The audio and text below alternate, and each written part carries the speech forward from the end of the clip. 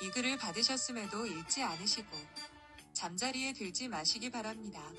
피가 거꾸로 올라오는, 심장이 터질 것 같은 현 사태를 모르면 어떻게 국민일 수가 있을까요? 현재 대한민국 현대사 증인이신 103세 김영석 명예 교수님의 대한민국 현 실태를 매우 걱정하면서 분석한 내용을 2번, 3번 꼭 읽어보시고 같이 느껴봅시다.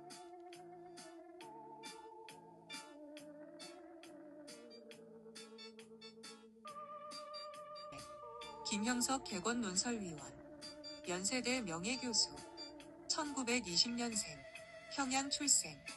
자신의 잘못을 모르는 정치 지도자는 국민에게 버림받는다는 것이 역사의 교훈이다. 대한민국도 예외일 수는 없다.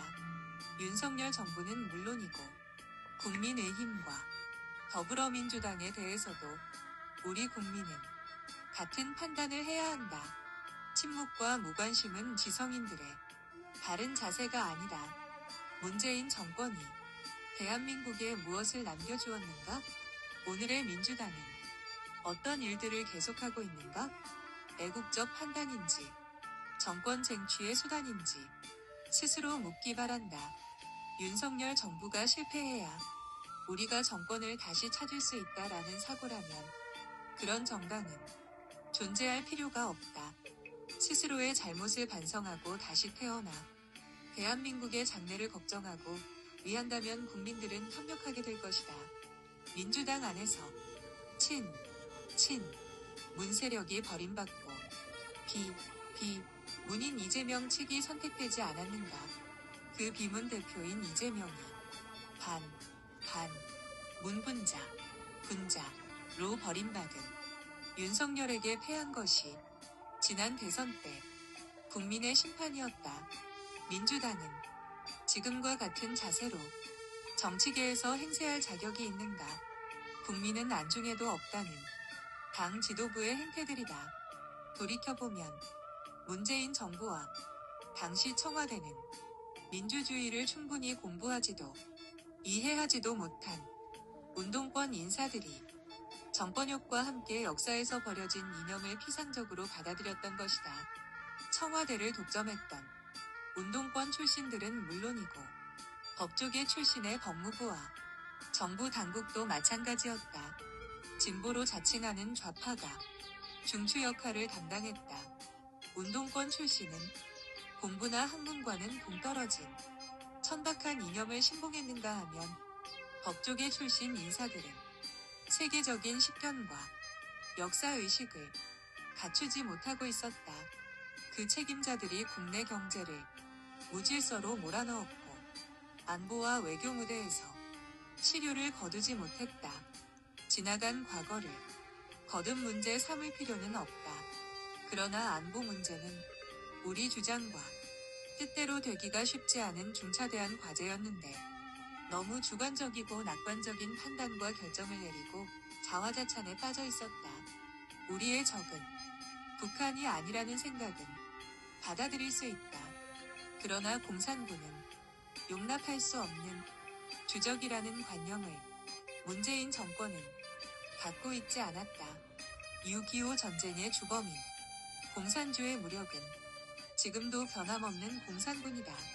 그 공산군은 러시아에서 우크라이나 전쟁을 일으켜 자유세계의 희망을 빼앗고 있다.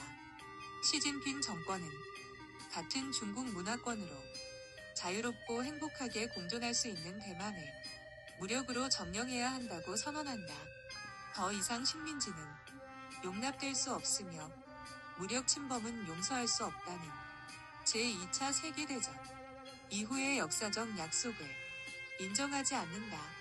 다시는 6.25 전쟁의 비참을 허용해서는 안 된다. 그것으로 민족 역사의 죄악이며 우리 시대에 돌이킬 수 없는 범죄다. 대한민국은 전쟁을 원치 않는다. 전쟁은 대한민국의 국시를 위반하는 죄악이다. 그런 전쟁을 억제하거나 불가능하게 하는 외교력과 군사력은 지금 우리에게 주어진 절체절명의 과업이다. 대한민국은 평화를 지키고 유지하는 국가이다. 공산국들과 같은 정권욕의 노예가 되어 국가를 도탄에 빠지게 해서는 안 된다. 공산국가들과 독재국가들의 본성과 역사적 과거를 연구하거나 이해하지 못한 대한민국 정부와 좌파 정권이 현재와 같은 안보 위기를 자초했다. 김대중 정부는 지나치게 많은 경제적 원조로 북의 핵무장을 키웠고 노무현 정권은 운동권의 온상을 장만해 주었다. 문재인 정권은 김정은과의 개인적인 약속을 자유세계에 영수될 것과 동등하게 받아들였다. 결국은 국방력을 약화시키고 공산국 억제의 기회까지 상실하는 위기를 초래했다. 야당인 민주당 대표는 한미일 군사훈련에 한일 정신에 위배된다고 항의한다. 한일운동은 그들만의 독점물이 아니다.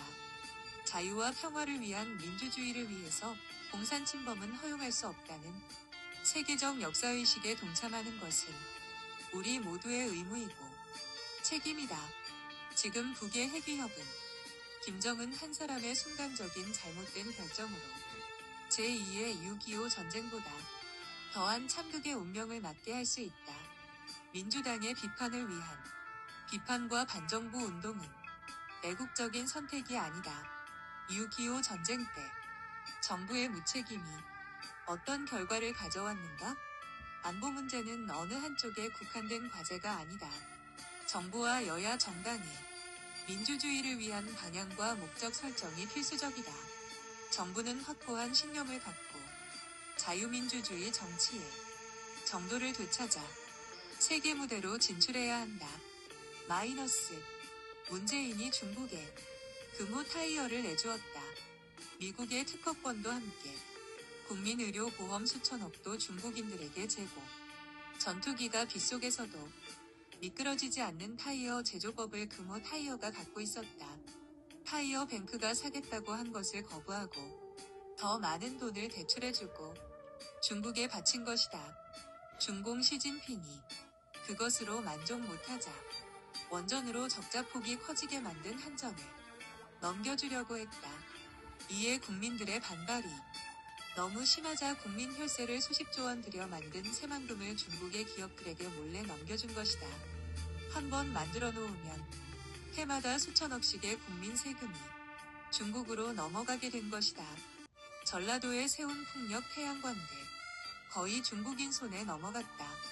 무서운 문재인과 더듬어 간첩당들이 한 일은 기가 막히게 국가를 몰락시키는 일들이다.